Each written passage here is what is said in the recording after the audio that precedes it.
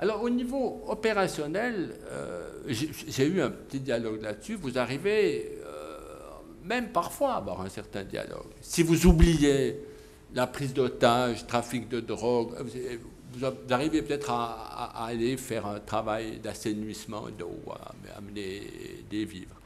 Mais vous n'allez quand même pas pouvoir fonder un travail normatif en dialoguant avec ces grands groupes criminels qui réellement sont fondés non pas sur une idéologie, tout simplement vivent de crimes et sont organisés. Donc ça, c'est un problème tout à fait majeur. Et là, évidemment, il y a toute la question de savoir jusqu'où le monde. Peut-être que le statut de Rome, d'ailleurs, on parlait du statut de Rome tout à l'heure, je pense que le statut de Rome est en fait, bien sûr à juste titre pour une bonne part, tourné vers les horreurs du XXe siècle. Le génocide, crimes de guerre, crimes contre l'humanité. Peut-être que les grands crimes du XXIe siècle, ce sera plutôt les grands crimes écologiques, la corruption, trafic de drogue. Et là, on devra aussi... Alors comment dialoguer avec ces groupes qui sont réellement de grands groupes criminels? De nouveau, au niveau de l'action, ça ne me gêne pas. Tout ce qu'on peut obtenir, c'est bien.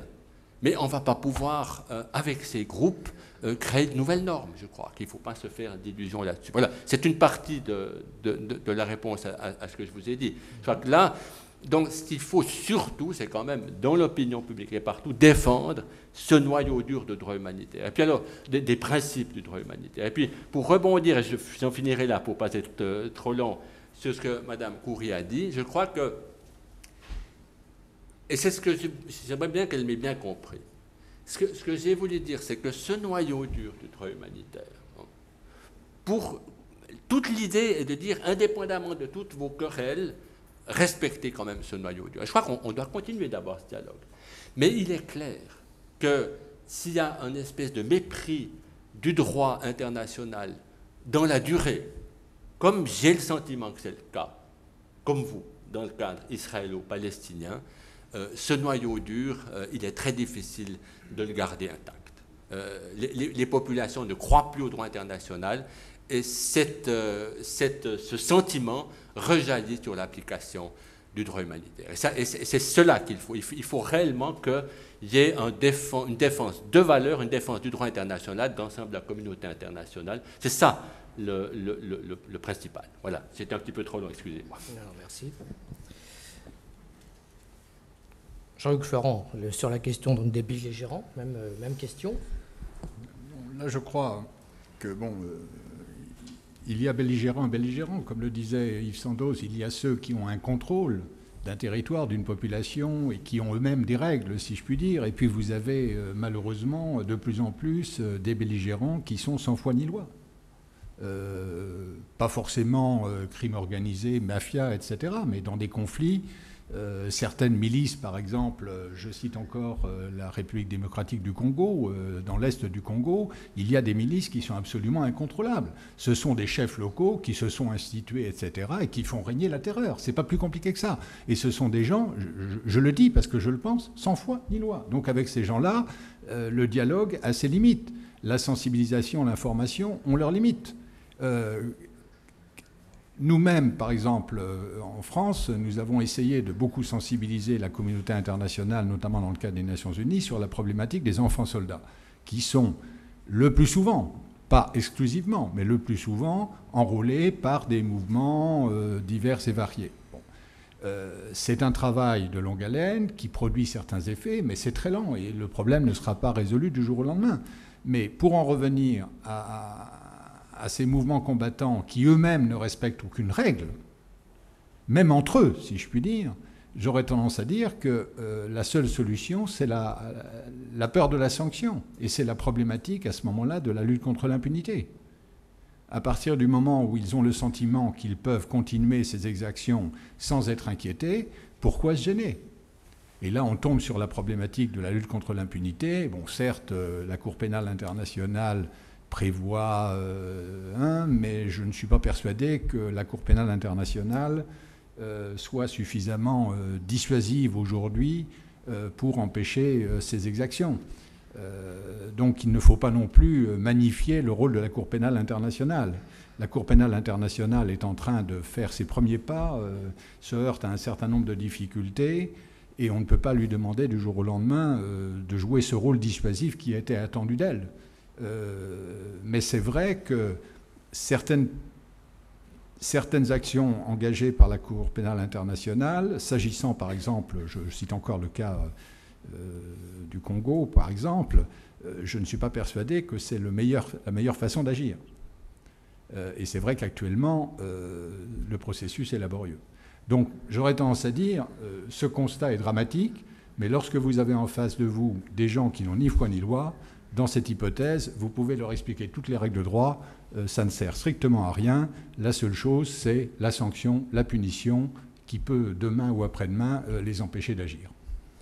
Et sur les nouvelles approches, alors je vous laisse la parole, sur les nouvelles approches de protection des populations, sur ce droit, cette responsabilité de protéger, on voit bien, l'exemple de Gaza récent, vous savez, parle encore la en ce responsabilité sens. de protéger, la responsabilité de protéger, il serait préférable, enfin, ex-droit d'ingérence, il serait préférable d'en parler à Mario Bettati et à Bernard Kouchner, sans doute.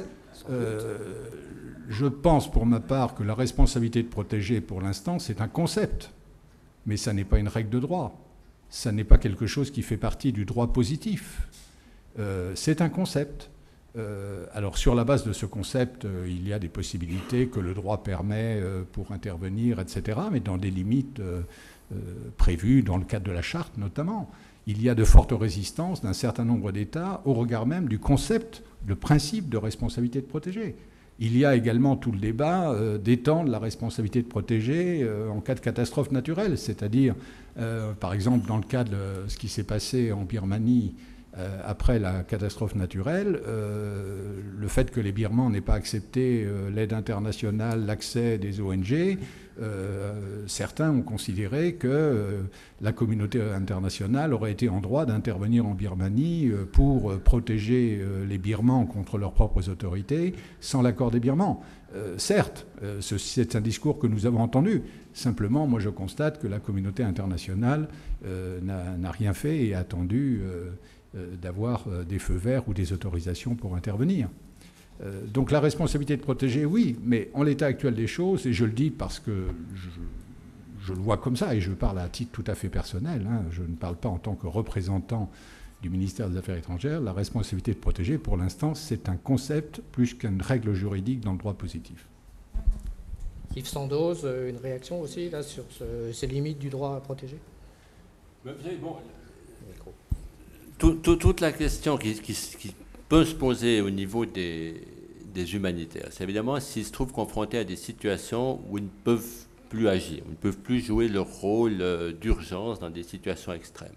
Bon, ce qu'on peut d'abord dire, c'est que il y a eu, je dois dire, je le dis, puis je ne suis plus, moi, dans les actifs actuellement, il y a eu une grande évolution ces dernières années dans l'imagination et la manière d'agir beaucoup plus avec les populations, proches des populations, avec la population locale. Donc, on arrive à agir peut-être davantage qu'on ne le croit parfois. On a même dialogué avec les talibans, on ne veut pas polémiquer sur cette question-là, mais on peut finalement, par le dialogue, en s'appuyant sur les structures locales, faire plus qu'on ne le dit parfois, qu'on ne le croit parfois. Je crois qu'il faut quand même le dire. Maintenant, c'est une situation de réel blocage, où réellement on ne peut plus. Et c'est arrivé à quelques reprises quand même, dans le cadre il y a des situations quand même qui sont extrêmement volatiles. Évidemment, la question alors, qui est responsable de protéger? Le système qui est prévu par le droit international, c'est que ces situations-là, ça correspond à une absence de volonté ou alors même c'est le gouvernement qui est responsable, c'est des violations graves des droits de l'homme, c'est des menaces à la paix internationale. Le Conseil de sécurité peut décider d'agir dans ces situations-là. Maintenant, si on commence de prétendre que en l'absence d'accord du Conseil de sécurité ou parce qu'il y a eu un droit de veto abusif, mais enfin le droit de veto existe, hein, il est dans le droit international, il y a des populations qui sont effectivement sans aide et qu'on a le droit d'intervenir, Bien sûr, moi, je suis moi-même partagé avec cela. Si je pense à des situations comme celle du Rwanda ou celle du Cambodge sous Pol Pot, on se dit, mais c'est quand même, on ne peut pas regarder faire cela, même si le Conseil de sécurité n'agit pas. Mais il faut aussi être conscient qu'il est extrêmement dangereux de prétendre que chacun peut le faire où bon lui semble. Parce que finalement, les Russes sont allés protéger les Abkhazes en Abkhazie, on est du Sud, et puis chacun ira protéger qui bon lui semble où il veut, et c'est la déstabilisation des relations internationales. Donc, la seule manière de mettre en œuvre cela, c'est effectivement que le Conseil de sécurité soit plus responsable par rapport à certaines situations où il est inadmissible de ne pas agir.